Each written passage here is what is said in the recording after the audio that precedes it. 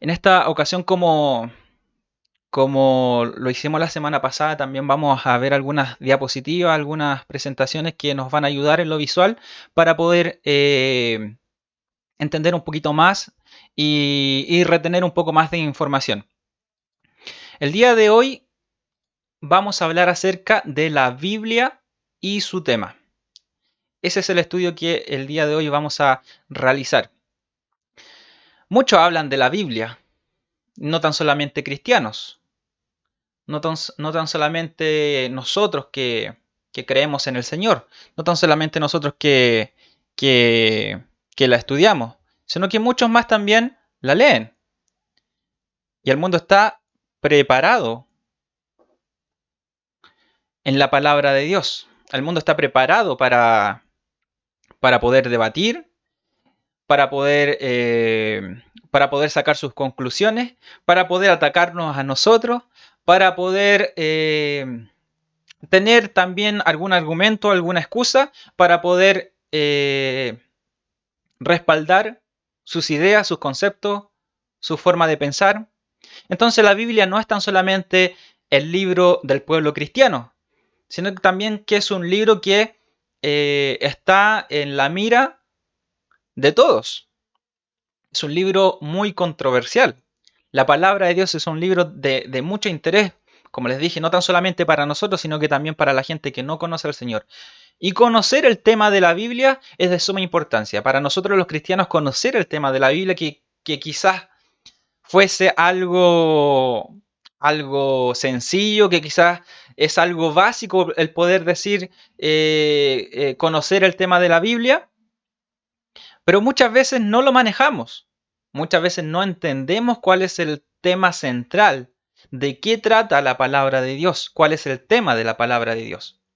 Y es por eso que quiero que podamos analizar, que podamos reflexionar en estos minutos acerca de este tema. La semana anterior, en el estudio anterior, hablamos acerca de tres conceptos.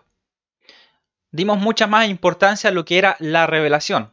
¿Se acuerdan? Que hablamos de lo qué era la revelación, también hablamos de inspiración y también hablamos de iluminación. Estos tres conceptos que son distintos entre sí, pero que están muy entrelazados. Y si nosotros los entendemos correctamente, nosotros vamos a poder entender mejor la palabra de Dios y nosotros también podemos darle una mejor interpretación a la palabra y darle la importancia correcta a la palabra de Dios. Y como hoy día vamos a hablar acerca de la Biblia y su tema, tenemos que entender que la naturaleza de la Biblia posee estas características o estos conceptos que nosotros estudiamos la semana pasada. En primer lugar, la Biblia, como dice ahí, es revelada. ¿Y qué es revelación? Recuerden que vimos que revelación es el acto mediante el cual Dios se da a conocer al hombre. Quita el velo de la mirada, de la vista de los ojos del hombre y se da a conocer a través de la naturaleza. ¿Se acuerdan cómo se llamaba ese tipo de revelación? Revelación general. Y a través de sueño, a través de voz audible, a través de diferentes medios y a través de la revelación máxima que fue Jesucristo, su Hijo. Eso era la revelación especial. Pero hoy en día nosotros tenemos lo que es la Escritura, la palabra de Dios, la Biblia. Y ahí teníamos los dos conceptos, revelación general y revelación especial.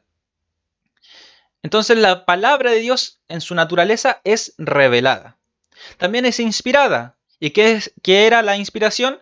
Es el medio por el cual Dios, el Espíritu Santo, dotó, capacitó a los hombres, a los autores humanos, para poder registrar la revelación de Dios. Entonces, en su naturaleza, la Biblia también es inspirada, es revelada e inspirada. Y en último lugar, la Biblia también es iluminada. Y esto tiene que ver con nosotros. Recuerden que lo que hablábamos la semana pasada, la iluminación depende gran parte de la disposición que nosotros tengamos a poder estudiar la palabra de Dios.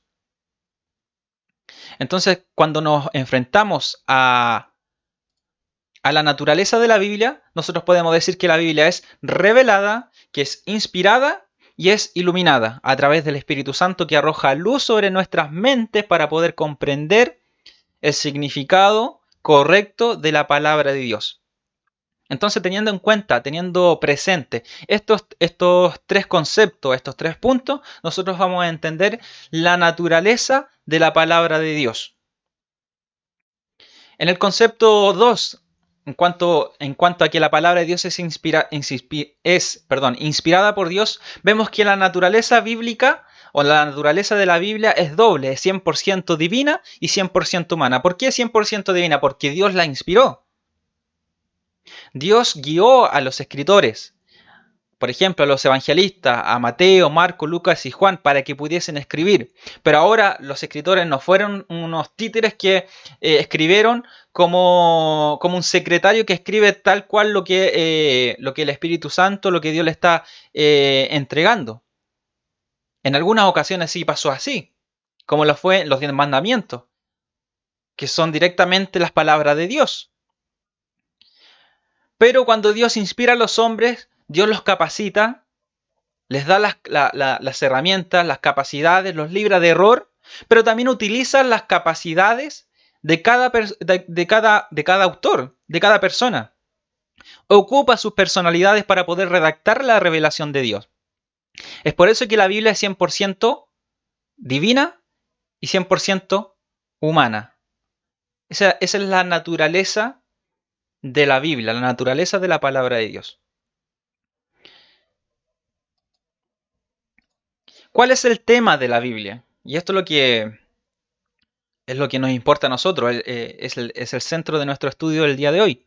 ¿Cuál es el tema de la Biblia? Como usted lo ve ahí en pantalla, el tema central de la Biblia es la redención del hombre a través de ¿quién?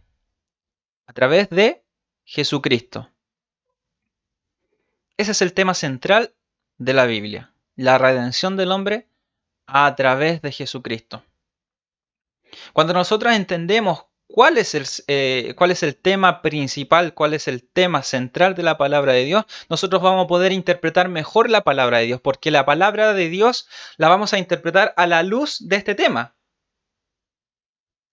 Podríamos decir que el contexto general de la palabra de Dios apunta hacia este concepto, o a este tema, perdón.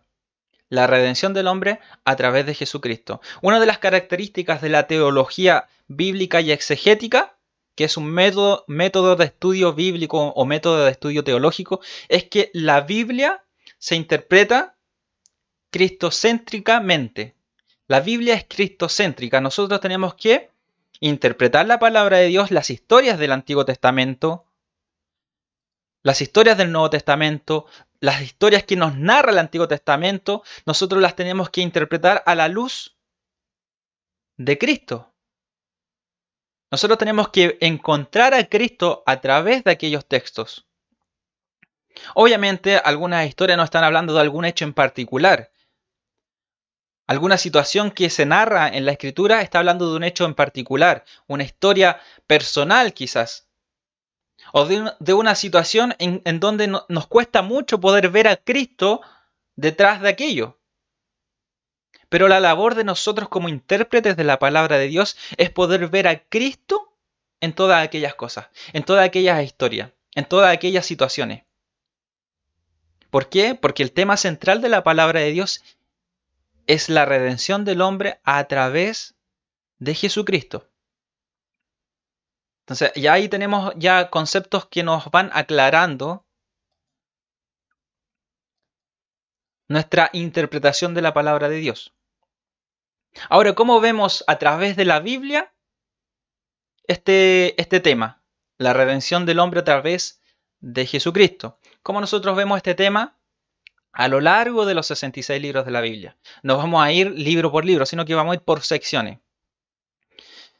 El hermano Pablo Job, que hace un par de años ya partió en los brazos del Señor, un gran teólogo, el fundador del Instituto Bíblico Nacional acá en Chile.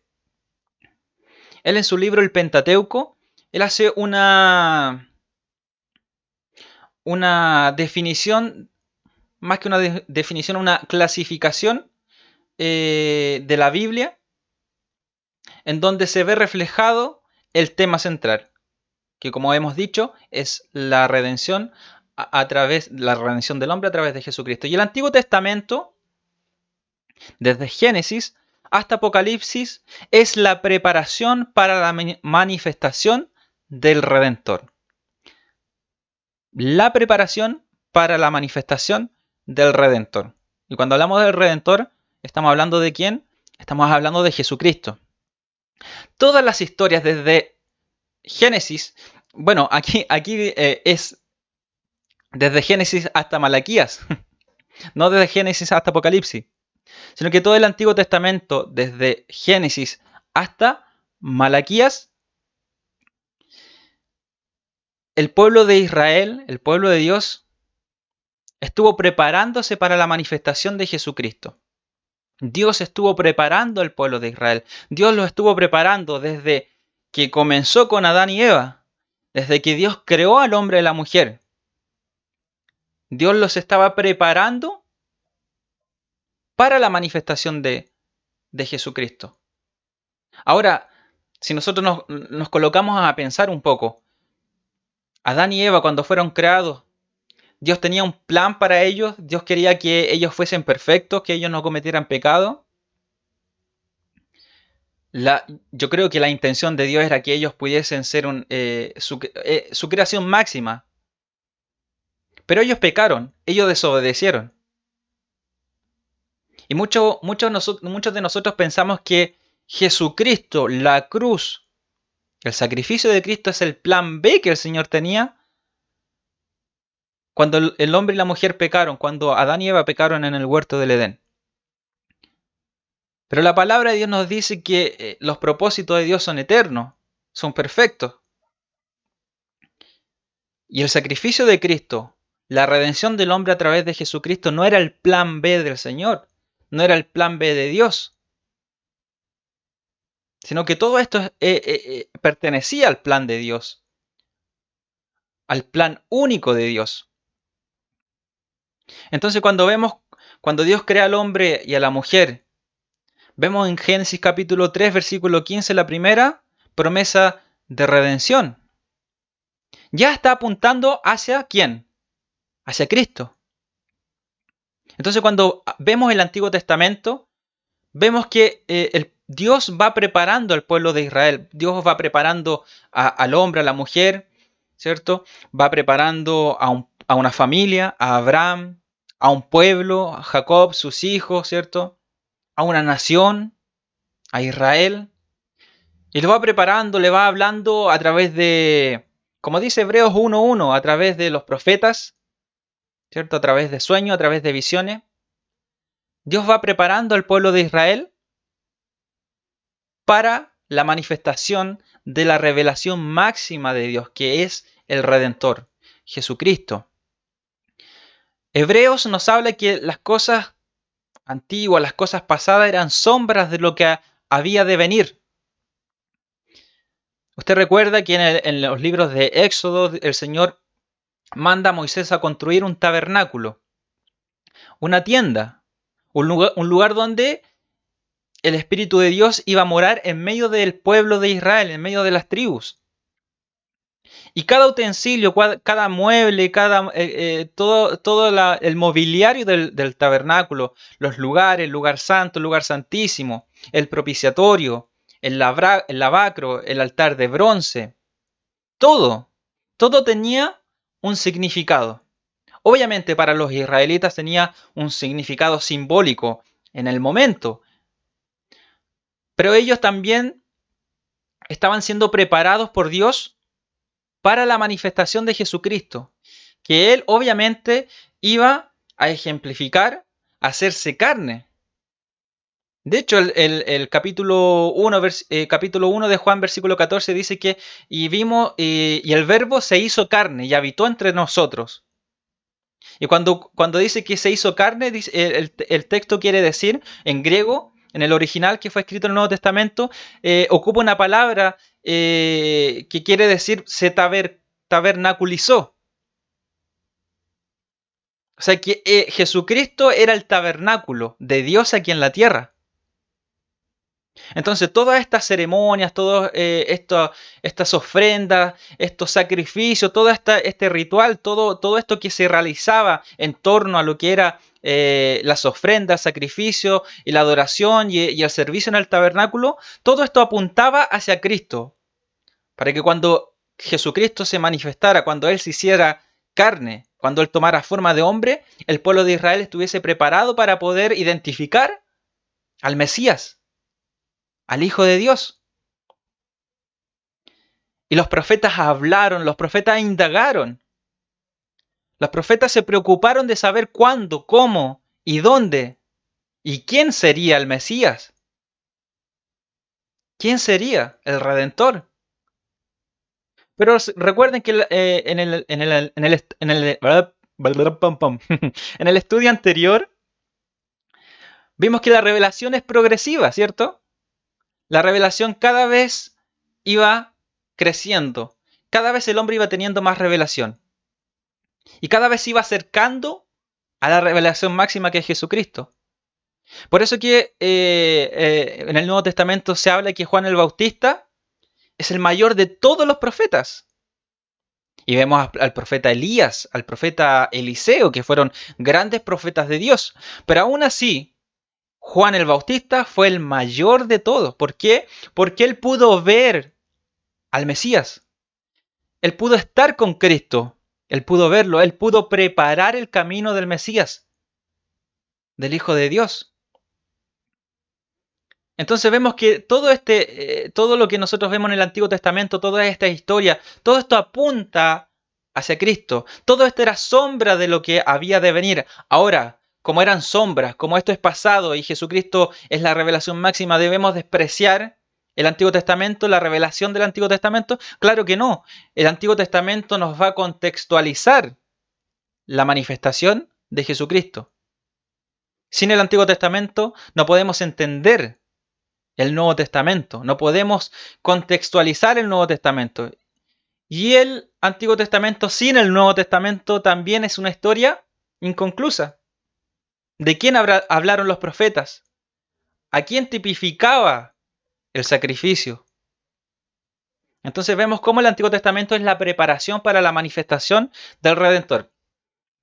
Ahí tenemos un error, como les dije, es de Génesis hasta Malaquías, los 39 libros del Antiguo Testamento.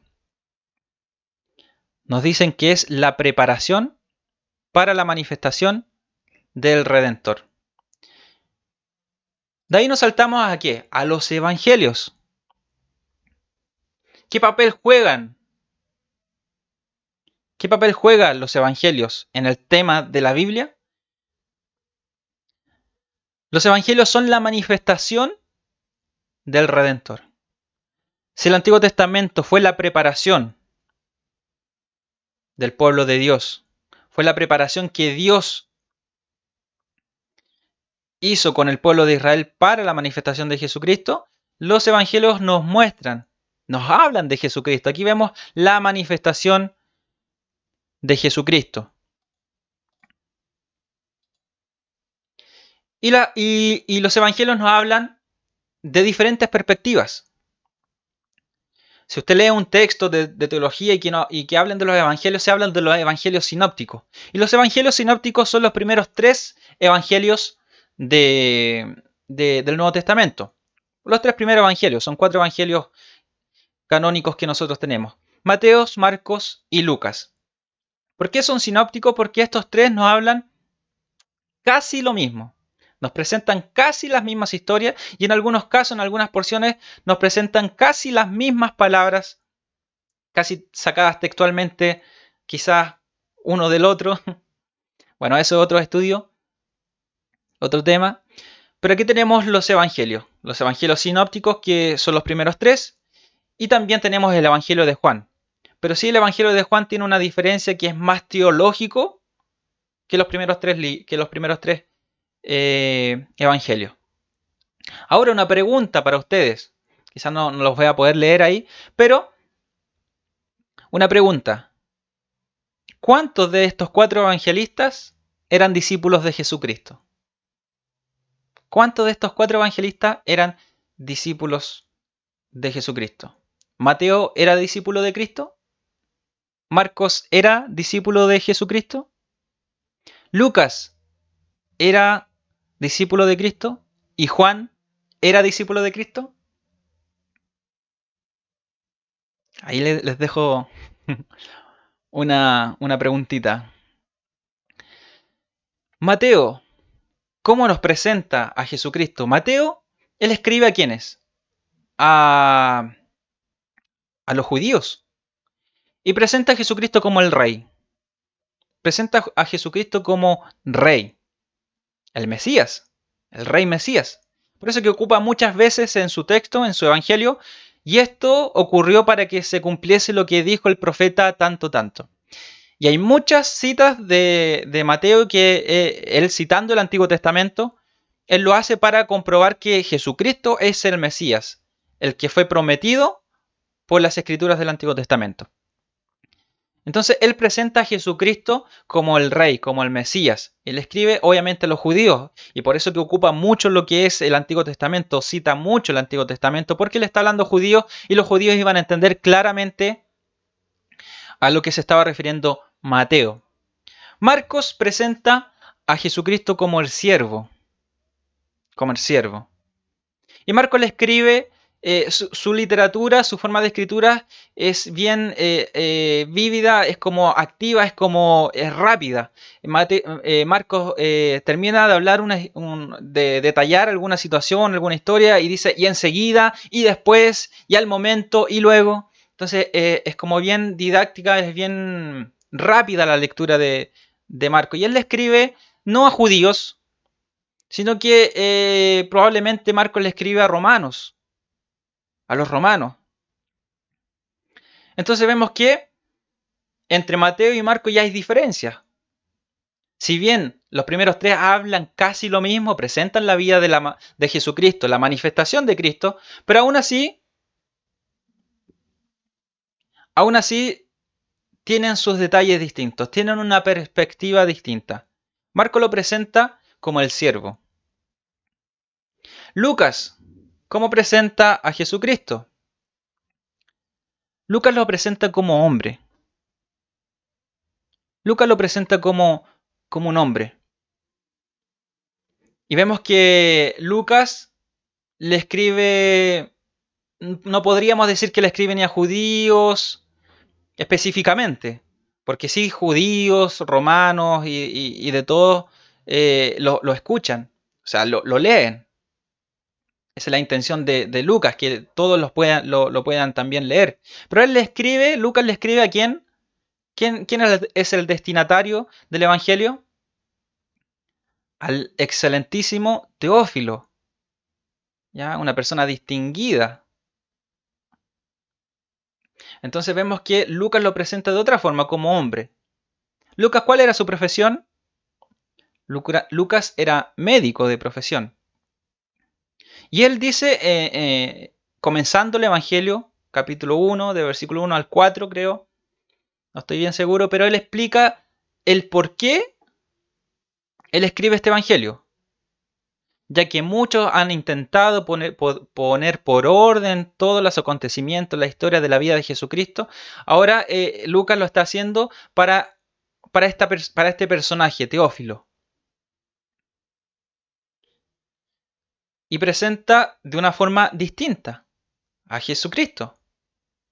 Distinta a Mateo, a Marcos y distinta a Juan. Y tenemos a Juan finalmente que presenta a Jesucristo como Dios, como el ser divino. De hecho, él comienza su evangelio diciendo, en el principio era el verbo y el verbo era con Dios y el verbo era Dios. Aunque la traducción más fiel es palabra. En el principio era la palabra, porque para judíos, para griegos, para gentiles, el concepto de la palabra tenía una trascendencia importante dentro de sus creencias. Uno a veces piensa, oye, pero si esa palabra no tiene tanta significancia. Pero para judíos, para griegos, el concepto de la palabra tenía mucha importancia, tenía mucha trascendencia.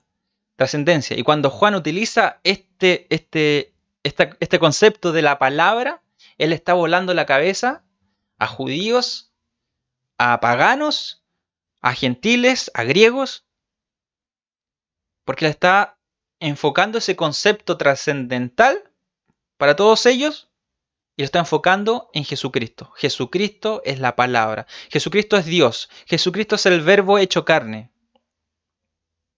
Tenemos cuatro perspectivas distintas. Cuatro perspectivas distintas de un solo hombre, de Jesucristo, del Redentor. Muchos dirán, ¿por qué tres evangelios? ¿Por qué tres evangelios sinópticos? ¿Por qué cuatro evangelios? Pero estos cuatro evangelios nos dan una perspectiva distinta de Jesucristo. Es mucho más para una persona que quiere estudiar el perfil, tanto el perfil físico de una persona como el perfil psicológico, tiene que tiene que analizar a esa persona desde muchas perspectivas. Físicamente tiene que analizar cada ángulo de su físico. Y los evangelios son esto, una perspectiva distinta, de un lado, del otro lado, de adelante, de atrás, para hablarnos de quién, de Jesucristo.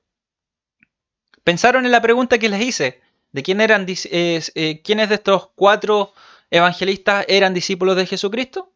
¿Lo pensaron? Bueno, ¿Mateo era discípulo de Cristo? Sí, Mateo era discípulo de Cristo, también conocido como Leví. Él era el recaudador de impuestos. ¿Marcos era discípulo de Cristo? No, Marcos no era discípulo de Cristo.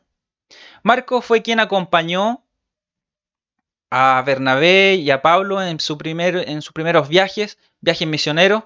Ya después él deserta de seguir en los viajes misioneros con Pablo y Bernabé. Y ahí se causa una disputa entre Pablo y Bernabé. Y ahí Bernabé, él escoge quedarse con Marcos, que eran familiares. Realmente he leído algunos textos que no sé si realmente Marcos era sobrino de Bernabé o eran primos. Parece que era sobrino. He leído varios libros que dicen que era sobrino. Y Pablo, él decide quedarse con Silas. Y ahí comienza sus viajes misioneros. Marcos no era discípulo de Jesucristo. Él comienza, podemos decir, bajo el alero del apóstol Pablo, de Bernabé, y después lo vemos lo vemos reconciliado con el apóstol Pablo, y lo vemos también acompañando al apóstol Pedro. De hecho, todo el relato del Evangelio de Marcos se dice que es el relato de Pedro. ¿Ya? Es el relato de la vida de Jesucristo desde la perspectiva del apóstol Pedro. Lucas era era médico, sí, era médico. ¿Lucas era discípulo de Jesucristo? Tampoco. Lucas no era discípulo de Jesucristo. Lucas fue acompañante de los viajes misioneros también del apóstol Pablo. Podemos decir que Lucas fue discípulo de Pablo. Podemos ver que Marcos y Lucas estuvieron directamente relacionados con el apóstol Pablo, pero no con Jesucristo. Quizás Marco lo haya conocido, quizás Lucas haya conocido a Jesucristo, pero no era parte del grupo selecto, podríamos decir, de discípulos de Jesucristo. ¿Y Juan era discípulo de Jesucristo? Juan sí era discípulo de Jesucristo. Juan es el discípulo amado. Juan era el discípulo más joven de todos. Juan fue el que escribió las cartas de Juan, primera, segunda y tercera de Juan. De hecho, de ahí viene un chiste que dice cuál es el apóstol más rápido. Y a Juan porque tiene tercera. Primera, segunda, tercera. Es un chiste fome. Y también Juan escribe el Apocalipsis. ¿Ya? Escribe estos libros. Así que Mateo y Juan fueron discípulos de Jesucristo, pero Marcos y Lucas fueron en primera instancia, Marcos, podemos decir, un discípulo del apóstol Pablo, y Lucas también. Y Marcos, finalmente acompaña al apóstol Pedro. Y Lucas fue el discípulo acompañante del apóstol Pablo. Entonces los evangelios nos narran la manifestación del Redentor.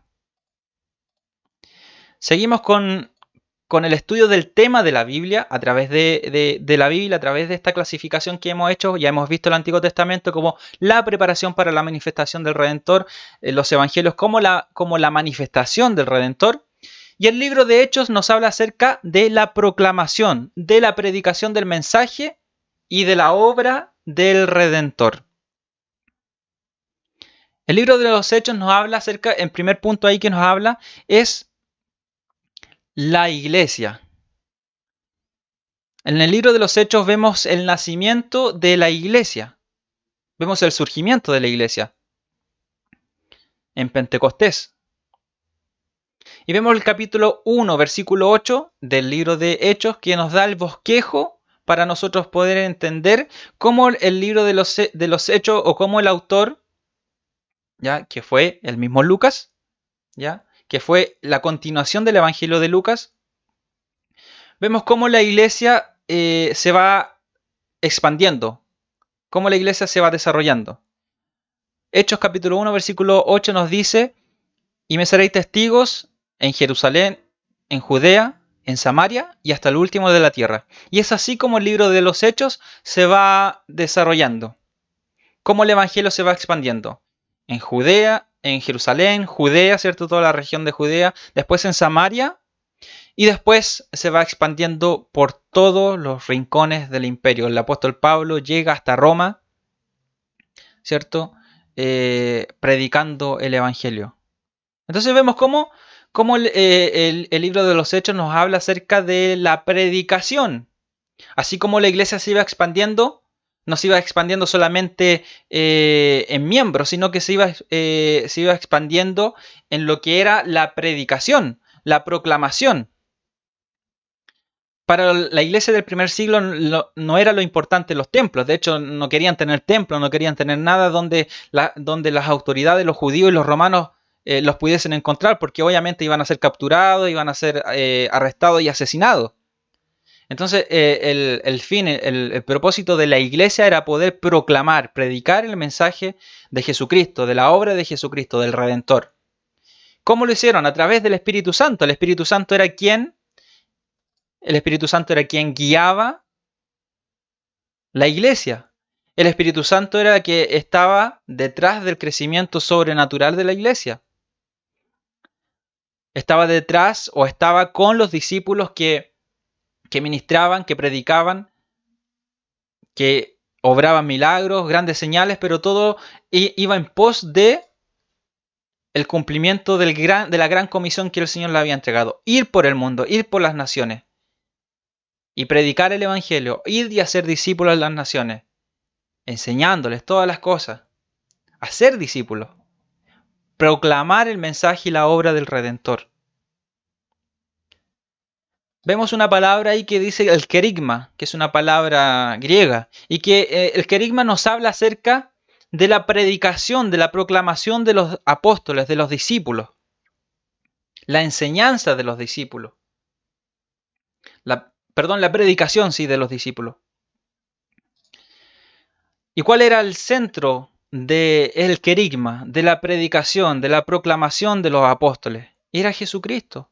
Ellos hablaban acerca de las Escrituras, citaban el Antiguo Testamento, hablaban de los padres, de los patriarcas, de los profetas, de la ley. Y llevaban todo eso, hacían una cita, citaban todo eso, una recitación del Antiguo Testamento y llegaban hasta el punto en donde se centraban ¿en quién? En Jesucristo. Y así como los padres nos hablaron del Mesías, los profetas hablaron, predicaron, Jesucristo es el Mesías. Pero ustedes, ¿qué hicieron? Los crucificaron. Pero al tercer día resucitó. Así que arrepiéntanse, conviértanse. Ese era el querigma apostólico, esa era la predicación apostólica. La proclamación del mensaje y la obra del Redentor. Es increíble cómo el tema de la Biblia es el centro de todo. En este momento estamos viendo que es el centro de la predicación de los apóstoles, el mensaje, la obra del Redentor. Entonces cuando vemos a aquellos, vemos que que Jesucristo obviamente es lo más importante, que Cristo es lo más importante, que el tema principal, el tema central de la palabra de Dios es la redención del hombre, pero ¿a través de quién? De Jesucristo. Y hay una expansión, como decíamos, hay una expansión desde Jerusalén, desde Judea, desde Samaria y hasta lo último de la tierra. ¿Y cuál es el mensaje? ¿Cuál es el tema principal de la predicación? Jesucristo. La redención del hombre a través de Jesucristo, con su muerte en la cruz, con su resurrección.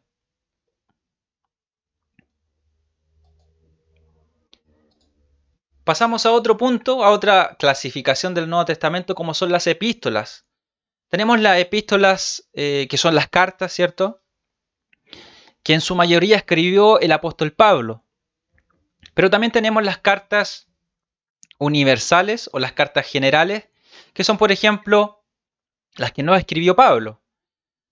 Tenemos Hebreos, tenemos Santiago, tenemos Pedro, primera y segunda de Pedro, primera y segunda y tercera de Juan, y también tenemos la carta, la epístola de Judas.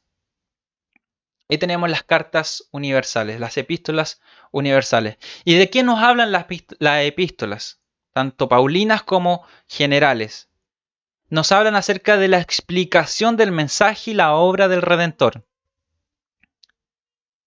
Esa es la función que cumple o cómo nosotros podemos identificar dentro de esta clasificación el tema central de la palabra de Dios. Ellas explican el mensaje y la obra del Redentor. Entonces tenemos esto importante, lo voy a poner otra vez. Dentro de las epístolas, nosotros tenemos situaciones, ¿cierto? Las epístolas son las cartas que el apóstol Pablo o los demás enviaron, son en muchas ocasiones circunstanciales.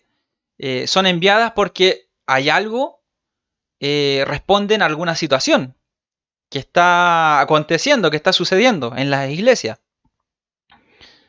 Pero hay otras que son generales que hablan a la iglesia en general y que no responden a una situación en específico, como son las cartas de Corintios, la epístola de los Corintios.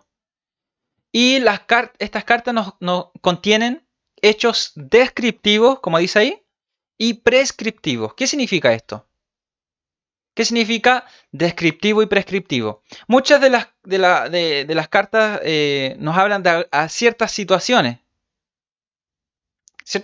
que se dan en ciertas iglesias, como por ejemplo en las iglesias de Corinto. Y Pablo habla y trata de solucionar esas situaciones, por eso que envía esas cartas. Entonces nos describen ciertas situaciones, ¿ya? Y en algunos casos también hay situaciones que nos prescriben algo. ¿Qué quiere decir esto? Que nos dejan una enseñanza y también nos dan no un mandato, pero sí también nos dan una recomendación que debemos hacerlo. Que debemos hacer ciertas cosas que el apóstol Pablo, por ejemplo, en alguna carta, él describe. Son descriptivas, hay algunas situaciones descriptivas y que también son prescriptivas, que nos dicen que tenemos que hacer algo.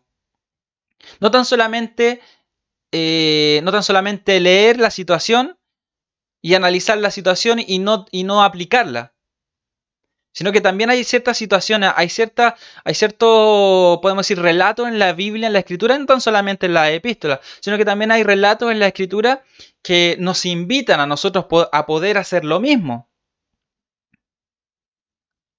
a poder a poner en práctica aquello que dice. Por ejemplo, los 10 mandamientos. No podemos decir que solamente son mandamientos descriptivos. Ah, sí, ahí dice no matar. ¿Pero qué me está diciendo ese mandamiento? Que solamente debo entender que no hay que matar, sino que no debo hacerlo. No tengo que matar, no tengo que asesinar. Entonces son descripciones prescriptivas que nos mandan a hacer algo. Hay un mandato detrás de eso. Pero hay otras situaciones que no son prescriptivas. No nos están diciendo que tenemos que hacerlo.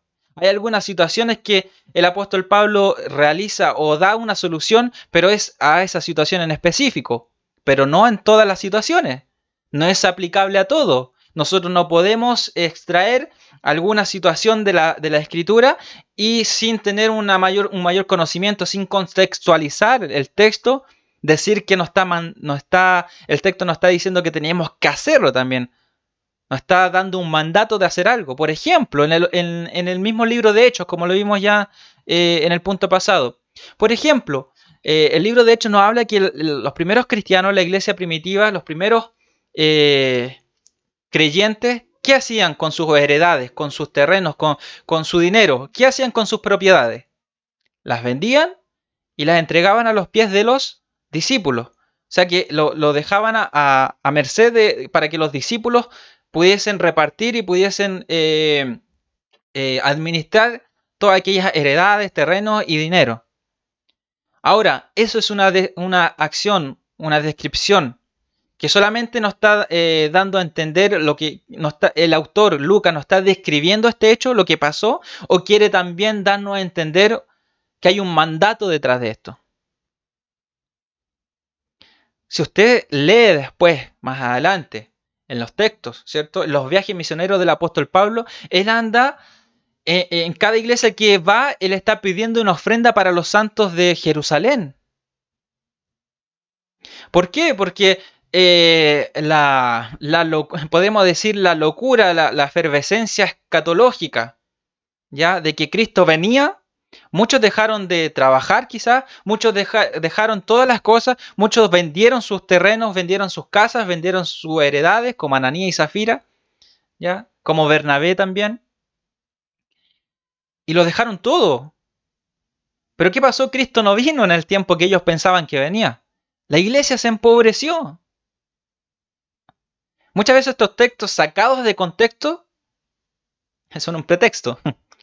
Pero muchas veces estos textos que la corriente teológica o bíblica o doctrinal de la prosperidad los toma fuera de contexto. Obviamente que ellos lo hicieron con un buen corazón, porque era lo que Dios, lo que en agradecimiento lo hacían. Había un sentimiento de gratitud al Señor y de despojarse de todas las cosas. Para ellos no le importaba, no había un dolor en dejar todas aquellas cosas. Pero después la experiencia o el tiempo le fue dando experiencia a los primeros creyentes. Sabiduría. La iglesia se empobreció. El apóstol Pablo tenía que andar con el ofrendero en cada iglesia pidiendo una ofrenda para los santos. Entonces, Lucas describió este hecho, esta historia, esto que aconteció, obviamente lo describió, pero ¿tenía intención de que todos lo hicieran? No, no era así. La sombra de Pedro también dice una alabanza, la sombra de Pedro sanaba a los enfermos. Ahora, ¿el texto dice que la sombra de Pedro sanó a los enfermos? Era una estrategia del apóstol Pedro que cuando hacía más calor, cuando el sol estaba ya en su punto máximo, él pasaba para que la sombra tocara o pareciera que tocara a las personas y se sanaran. No, la gente tenía esa fe. Ahora, eso es un mandato ahora para las iglesias de hoy en día a que el apóstol, el profeta, el hombre de Dios se pare ahí enfrente y que la sombra toque a las personas y sean sanas. O que los paños, los pañuelos, las ropas sean ungidas o que las toquen los ungidos para que esas personas sean sanas. No, son eventos, son situaciones que el autor está narrando, está describiendo, pero no son prescriptivas. Entonces hay muchas cosas que nosotros encontramos en la escritura que no son prescriptivas, son descriptivas. ¿Y cómo nosotros podemos entender, cómo podemos hacer la diferencia? Estudiando más profundamente el contexto de aquellas historias. Entonces, quizás me fui mucho del tema, pero las epístolas nos explican acerca del mensaje de la obra de Jesucristo. Jesucristo es el tema. No Pedro, no Pablo, no los discípulos, no los milagros, no las acciones que hacían, no las historias, sino que las historias apuntan, los personajes apuntan, los milagros apuntan ¿a qué? A Cristo, a su mensaje y a su obra en la cruz, su obra redentora. Y obviamente muchas de las enseñanzas que encontramos en las epístolas son las doctrinas que nosotros creemos. De ahí basamos nuestras doctrinas, la gran mayoría de nuestras doctrinas. Y obviamente que las doctrinas, cuando la Biblia habla de tema doctrinal, estas son aplicables.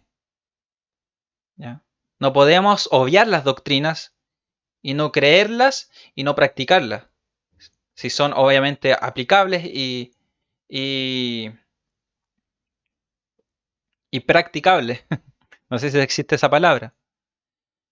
Pero la palabra, las epístolas nos hablan, nos explican, y de ahí nacen las doctrinas, las enseñanzas, ¿ya? El conocimiento, la sabiduría, para nosotros poder entender la obra de Cristo. Hay muchas cosas que en las epístolas están, que los evangelios no están. Hay muchas cosas que las epístolas mencionan y que los evangelios no mencionan, como los evangelios hablan de Cristo, pero las epístolas hablan de aquello y nos dan mucha más claridad para poder entender algunas situaciones en las que Cristo vivió, o de las palabras de Cristo, de las enseñanzas de Cristo, de las parábolas de Cristo.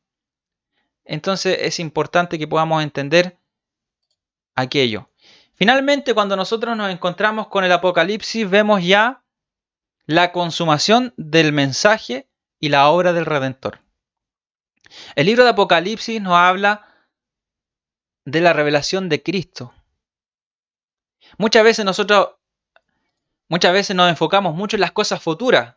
El libro de Apocalipsis es escatológico y la escatología es el estudio de las cosas finales, de las últimas cosas, de lo que va a acontecer en un futuro. No sabemos cuándo. Pero el libro de Apocalipsis es totalmente cristocéntrico. Y a veces nos olvidamos de eso. ¿Por qué? Porque nos olvidamos del tema central de la Biblia. Y muchas veces muchas veces nosotros nos centramos más en otras cosas. Que la Biblia sí dice, que la Biblia sí habla, pero que la Biblia no se centra. Entonces, el Apocalipsis es totalmente cristocéntrico. Es obviamente escatológico. Es difícil de interpretar. Es otro punto. Hay muchas escuelas de interpretación del Apocalipsis. Preterista, alegórica, futurista. Ya no recuerdo muchas las escuelas interpretativas del Apocalipsis. Pero como último punto ahí, es esperanzador. Porque en resumidas cuentas, ya si no sabemos interpretar mucho la escatología, Apocalipsis es muy simbólico. Apocalipsis es un libro que ocupa un estilo literario. La apocalíptica es un estilo literario, no es un libro solamente. Es un estilo literario para poder escribir. Juan escribió en el estilo literario conocido como la apocalíptica, que ocupaba muchos recursos alegóricos, podríamos decir, o simbólicos. Entonces, interpretar el Apocalipsis es muy difícil. Decir que algunas personas que dicen que son expertos en escatología, en Apocalipsis, hay que tener un poco de cuidado porque es muy difícil de poder interpretar el Apocalipsis y teniendo en cuenta que hay muchos tipos de escuelas de interpretación de apocalíptica. Pero es esperanzador, porque en resumidas cuentas, aunque no sepamos mucho de la apocalíptica, aunque no sepamos mucho, no manejemos mucho en la escuela interpretativa, aún así la palabra de Dios en Apocalipsis nos dice que Cristo vendrá, que Cristo venció ya a Satanás, venció al mundo, que los buenos ganan y que un día viviremos eternamente con el Señor. Es esperanzador. ¿Y de qué nos habla? De Cristo. Desde el principio de Apocalipsis hasta el final de Apocalipsis nos habla de Cristo. Comienza Juan hablando acerca de la revelación de Cristo, de la revelación de Jesucristo, y termina hablando o termina deseando que Él vuelva. Ven pronto. Entonces vemos cómo el tema de la Biblia es la redención del hombre a través de Jesucristo. Es Cristo. No hay otro tema. ¿De qué o quién habla la Biblia? La Biblia habla de Jesucristo. La Biblia habla de Jesucristo. Discúlpeme si me estoy extendiendo, pero quiero terminar con este estudio. No ahora, pero quiero terminarlo ahora completo. Así que vamos a seguir estudiándolo. La Biblia habla de Jesucristo. Habla de la redención del hombre, pero el personaje principal, la figura principal, central, ¿quién es? Jesucristo. Entonces, teniendo en cuenta esto, nosotros nos ahorramos muchos problemas. Nos ahorramos muchos problemas porque la palabra de Dios no habla de Cristo, no de otras cosas. La Biblia no es un libro de ciencia. Muchos quieren armonizar el relato de la ciencia, el relato de la evolución con la palabra de Dios, que la ciencia ha descubierto esto y que la Biblia ya lo confirmaba. La Biblia no es un libro de ciencia. Aunque a muchos no les guste la palabra religión, la Biblia es un libro de religión porque nos presenta a Dios y nos vuelve a religar, nos vuelve a unir con Dios a través de lo que la palabra de Dios nos enseña. Cada vez nos unimos a Dios. Pero la Biblia es un libro religioso, no es un libro de ciencias. Obviamente nosotros no ocupamos mucho la palabra religioso, religión.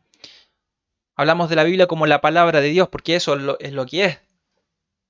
Pero la Biblia no es un libro de ciencia, la Biblia no es un libro solamente de mitos, de historia. ¿Contiene historia? Obviamente que contiene historia. ¿Contiene algunos aspectos característicos de la mitología, quizás de la historia, del folclore del antiguo cercano oriente? Sí. Pero no quiere decir que lo que sus páginas dicen sea una mentira. Entonces, ¿de quién nos habla la palabra del Señor? ¿De quién nos habla? La Biblia nos habla de Jesucristo. Y esto es importante. Ya estoy terminando. La Biblia sí habla, como lo dije al comienzo, la Biblia sí habla, pero no se centra en. ¿En qué no se centra la Biblia? La Biblia no se centra en una postura teológica determinada. Y aquí quiero que hablemos un poquito de esto. La Biblia no habla de algún tipo de teología determinada. La Biblia no habla de teología. Nosotros somos los que hablamos, nosotros somos los que hacemos la teología. Y esta teología obviamente tiene que ser una teología bíblica, basada en la palabra de Dios. Pero no la Biblia presenta un cierto tipo de teología, de postura, de doctrina determinada, para que nosotros comencemos a discutir con los hermanos que no están de acuerdo con la postura que yo creo. Es que la salvación se pierde, es que la salvación no se pierde. Es que yo creo en los postulados de Juan Calvino. Yo soy calvinista y creo que la salvación no se pierde por esto, porque la Biblia dice esto y esto y esto. Pero hay otros que dicen, no, la salvación sí se puede perder, porque la Biblia dice esto, esto y esto y esto. Pero la Biblia no es un libro que presente una postura teológica determinada. La Biblia no habla de teología, la Biblia no habla de un sistema teológico, de un sistema de estudio determinado, de teología, de estudio bíblico. No, la Biblia habla de Cristo. Ahora nuestra teología tiene que ser cristocéntrica. Pero no hablar de las posturas que nosotros creemos que son las correctas y hablar y enseñar y criticar y juzgar y condenar a aquel que no cree lo que yo creo. Por eso es que hay muchos que no se acercan a la teología, muchos que no se acercan a la palabra de Dios o al estudio de la palabra de Dios porque ven estas discusiones. Porque en vez de acercarse a Cristo, en vez de acercarse a Dios, en vez de centrarse en lo que realmente la Biblia se centra, las personas se centran en otros puntos, que sí son buenos entenderlos, que sí son buenos estudiarlos, pero que no desvíen la mirada de Cristo, que no desvíen el tema central de la palabra de Dios. La Biblia sí habla, pero no se centra en qué. En las señales finales de los últimos tiempos. Y aquí, como les decía, la iglesia primitiva tuvo una fiebre de escatología, una fiebre escatológica. Y hoy en día hay muchos que son más que escatológicos, son escatológicos maniáticos, perdón. Escatológicos maniáticos. ¿Por qué? Porque centran el mensaje de la palabra de Dios en lo que va a suceder a futuro, en lo que va a pasar. Y predican el Evangelio no hablando, no hablando de la muerte de Cristo, no predicando como el querigma apostólico, de hablando de las Escrituras y presentando a Cristo como el Hijo de Dios, como el Mesías, aquel que murió, pero el que resucitó también para darnos vida y vida en abundancia y perdón para nuestros pecados. Esa debe ser nuestra predicación en la calle, en donde nos encontremos a la gente. Pero hay muchas veces que nosotros nos centramos en ¿qué? Nos centramos en hablar de qué. De que si la iglesia va a pasar la tribulación o no. Y le predicamos a la gente del mundo, arrepiéntase porque viene la tribulación. Arrepiéntase porque si no se arrepiente usted se va a quedar y aquí va a hacer el lloro y el crujir de dientes. Y tenemos ese tipo de predicación. Escatológica, maniática. Y no presentamos a Cristo. Muchas veces nos olvidamos que Cristo es el centro del Evangelio, el centro del mensaje, el centro de la palabra de Dios, la revelación máxima de Dios. Pero hay muchos que nos ponemos a pelear y como decía en el punto anterior, con una postura teológica determinada, si la iglesia va a pasar o no va a pasar la gran tribulación, si existe o no existe la gran tribulación, si es que existe el rapto o no, si es que el rapto de la iglesia, ¿será o no será?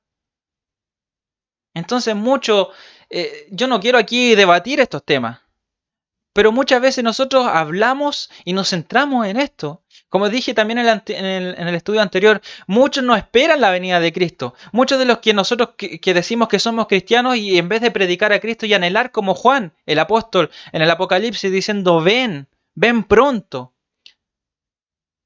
La iglesia y la novia, la esposa dicen, ven. Pero ¿a quién está esperando hoy en día la iglesia? Está esperando ¿qué? La manifestación del anticristo. Imagínese cómo el no entender el tema central de la palabra de Dios nos desvía del mensaje, nos desvía del propósito de Dios, de la gran comisión de ir y hacer discípulos. No de enseñarles si la tribulación van a ser 3 años y medio y después 3 años y medio más de gran tribulación, o si la iglesia va a pasar la tribulación o no, o si va a estar 3 años y medio acá y después otros 3 años y medio en las bodas del Cordero. Si los 1000 años del Apocalipsis son literales o no son literales. Si el arrebatamiento de la iglesia es bíblico o no es bíblico, si la Biblia apoya o no apoya el arrebatamiento. Entonces hay temas que son importantes para algunos, sí, son importantes, pero que no tienen que ver con la fe, que es lo más importante. La fe salvífica me refiero. Usted puede dudar si el arrebatamiento va a ser o no, si la salvación se pierde o no se pierde, si vamos a pasar o no vamos a pasar la gran tribulación. Pero lo que usted tiene que tener claro es lo que Cristo hizo por su vida. Si usted no tiene claro aquello, si usted no tiene claro las consecuencias o los resultados del sacrificio de Cristo, de la sangre derramada en la cruz por nosotros, si usted no tiene idea de lo que eso causó en nosotros, entonces ahí hay problema. Ahí no podemos, no, ahí no tenemos que tener puntos de vista distintos, porque ahí tenemos que estar todos claros. Como les decía, muchos han desviado la mirada y sobre todo en estos tiempos de pandemia.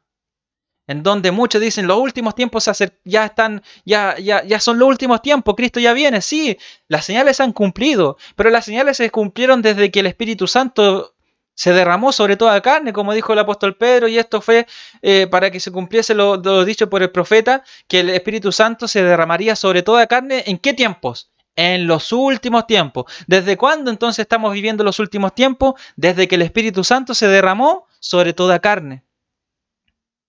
Terremotos han habido todo el tiempo. Solamente terremotos, enfermedades. Han habido pandemias mucho más peores que esta, que muchos años atrás, 600 de años atrás, la peste negra casi diezmó toda Europa.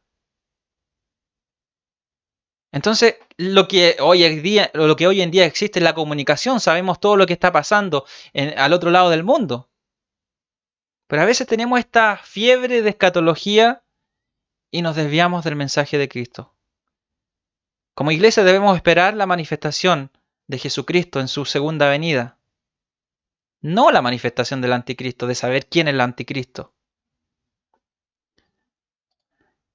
La Biblia sí habla, pero no se centra en la iglesia. La iglesia es el medio por el cual Jesucristo se manifiesta, por el cual Cristo es manifestado, es predicado, es proclamado a través de la iglesia. La iglesia es el medio por el cual nosotros nos podemos reunir, nos podemos ejercitar en nuestra fe. La iglesia es el medio por el cual el Señor nos une para poder llevar el Evangelio, para poder servir en la obra del Señor. Pero la iglesia no es el fin. Muchos hablan de que mi iglesia es aquí, mi iglesia es la verdadera. En mi iglesia se siente la presencia de Dios. En mi iglesia se hacen las cosas como se tienen que hacer. Y ahí pasamos a ese otro punto, a la estructura determinada de culto. En mi iglesia es la verdadera, porque se siente la presencia de Dios, porque las mujeres visten de cierta forma, porque los hombres se sientan a un lado, las mujeres a otro, porque cantamos ciertas canciones, cierto tipo de alabanza, cantamos himnos solamente porque ahí se siente la presencia de Dios. No cantamos canciones modernas porque eso no es del mundo. Entonces, muchas veces el culto, la iglesia, la estructura se vuelve lo principal, lo fundamental. Y ya las personas no son salvas por querer en Cristo, sino que son salvas por hacer lo que la iglesia hace, por hacer lo que acostumbra la iglesia a hacer, por las tradiciones que tiene la iglesia. Ahora no estoy criticando, no estoy haciendo una crítica destructiva de todas estas cosas. Cada uno tiene una forma de alabar a Dios. Cada iglesia tiene su forma, pero si esa forma desvía la mirada de Cristo, si esa forma se transforma en lo más importante que Cristo, ahí cometemos un error. Muchas veces la gente, los mismos cristianos, nosotros nos centramos más en los milagros, en las manifestaciones. La Biblia habla de milagros, de prodigios, sí, pero no son el fin. No son el fin. Son un medio para manifestar ¿a quién? A Cristo. Recuerden lo que les dije al principio. La teología bíblica se centra en ¿qué? En la Biblia, ¿cierto? Y la Biblia nos presenta a quién, a Jesucristo. Entonces todo lo que nosotros vemos, todo lo que nosotros podemos ver, estudiar en la palabra de Dios, apunta a Cristo. Las cosas no son un fin en sí, sino que apuntan a algo, a Cristo. Las manifestaciones del Espíritu Santo, los milagros, las señales, los prodigios, son muy buenos dentro de la iglesia. Son algo muy bueno. Edifican muchas veces a la iglesia, pero no son el fin. Cristo es el centro. Muchas veces la gente se centra en ¿qué? En el infierno. Predican condenando a las personas, en vez de hablar del amor de Dios. Jesucristo tuvo la oportunidad de mandar a muchos al infierno cuando estuvo aquí en la tierra. ¿Pero qué es lo que le decía? Ni yo te condeno, vete y no peques más, levántate y no peques más, levántate, tu fe te ha salvado, tu fe te ha sanado. Entonces vemos cómo Cristo predicó con sus hechos, con sus actos, con sus palabras, predicó del amor de Dios. Y muchas veces nosotros hablamos hablamos del Evangelio y presentamos el Evangelio desde el punto de vista demoníaco. Acepta a Cristo, arrepiéntase a Cristo, porque si no se va a ir al infierno, porque si no el enemigo lo va a atacar, porque la enfermedad que usted tiene es obra del demonio, es obra de Satanás. Entonces, ¿la Biblia habla de Satanás, de sus demonios? Sí, habla, pero no se centra en eso. El Evangelio no se centra en eso. El Evangelio no es predicado desde esa perspectiva. Cristo no habló del amor de Dios desde esa perspectiva. Entonces nosotros también tenemos que tener en cuenta aquello, que tenemos que tener mucho cuidado. Y por último, la Biblia sí habla, pero no se centra en qué, en el éxito y la prosperidad, en la fama. Como está de moda hoy en día el tema de las enseñanzas de la prosperidad, la doctrina de la teología de la prosperidad, donde se habla acerca de que un hijo de Dios no puede vivir escasez, no puede vivir penurias, no puede estar todo el tiempo viviendo en una eterna prueba. Que los hijos de Dios están para poder sobresalir, para poder tomarse los medios de comunicación, para tomarse la política, para tomarse la televisión, para tomarse toda la tierra, el mundo, y poder llevar a Cristo. Pero muchas veces esos son textos sacados de contexto y y que no quieran decir realmente eso que aquellos hombres predican. Entonces tenemos que tener en cuenta que la Biblia sí dice muchas cosas, pero no se centra en ellas, porque en lo que se centra la palabra de Dios es en Jesucristo. Se centra en Jesucristo.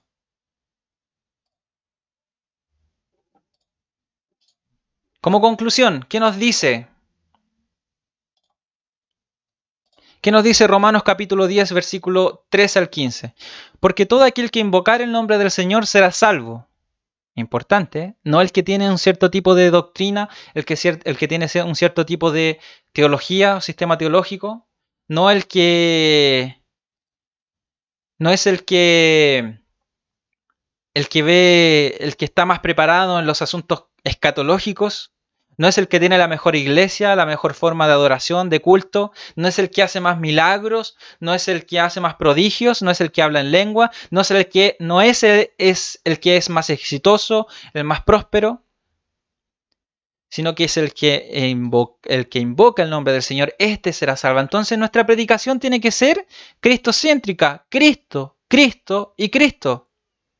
Porque, ¿qué dice el apóstol Pablo? Porque, ¿cómo pues invocarán a aquel en el cual no han creído?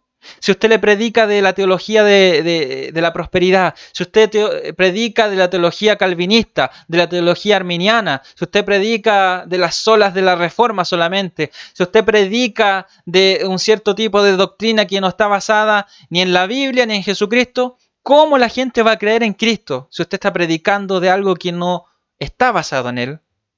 ¿Y cómo creerán, dice el apóstol Pablo, en aquel de quien no han oído? ¿Y cómo irán sin saber quién les predique? Gran comisión, la gran comisión, predicar el Evangelio a toda criatura, ir y hacer discípulos a las naciones, hablándoles de Cristo, predicando el Evangelio del Señor Jesucristo, de su mensaje, de su obra redentora. ¿Y cómo predicarán si no fueren enviados? Como está escrito, cuán hermosos son los pies de los que anuncian la paz, de los que anuncian buenas nuevas. Cristo es el tema central. Cristo es el tema de nuestra predicación, es el tema de nuestra conversación, es el centro de nuestra vida. Cristo lo es todo. Cristo lo es todo. Colosenses capítulo 1, versículo 16 dice, porque en Él fueron creadas todas las cosas, sean invisibles o visibles, tronos, principados, potestades, todo fue creado por Él y para Él. Cristo es el centro de todas las cosas. Como dice una alabanza, Jesucristo es el motivo de mi canción. No hay nada que se compara a Él. Por eso es importante, hermanos, que hablemos lo que la palabra de Dios nos dice. Obviamente. Pero centrémonos en lo que la Biblia se centra, que es Jesucristo. Ese es el estudio del día de hoy. Quizá un poco largo, pero quería compartirlo con ustedes para que nosotros pudiésemos tener claro este tema y que nuestra predicación pueda tener esta perspectiva. Que si usted estaba quizá un poco desviado de la perspectiva, su perspectiva no estaba muy centrada en Cristo, que el día de hoy a través de esta enseñanza, de este programa que hemos podido compartir, usted pueda retomar nuevamente el rumbo, pueda retomar nuevamente el centro de su predicación, de su enseñanza, de su proclamación del Evangelio.